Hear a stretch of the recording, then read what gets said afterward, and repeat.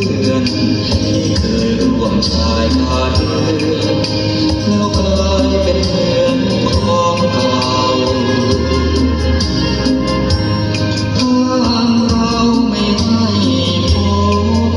ก็โกรธเอาแต่อย่าห้ามเราร้อง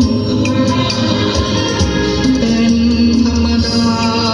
คนทิ้งกับคนถูกทิ้งมันต่างกันยิ่ง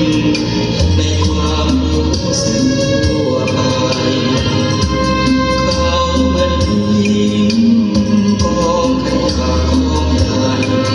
แต่เราเหมือนทิ้งหัวใจสิ้นไปหมดทั้งชีวา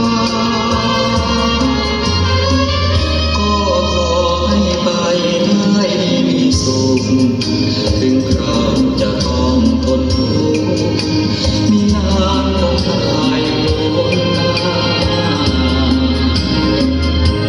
เสียดายก็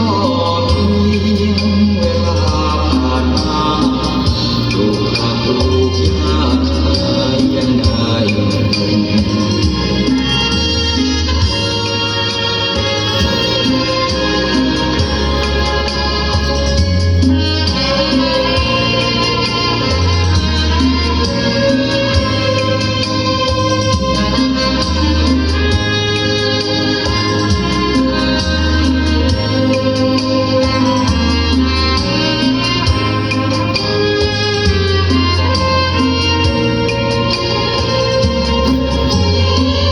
ก็ขอให้ไป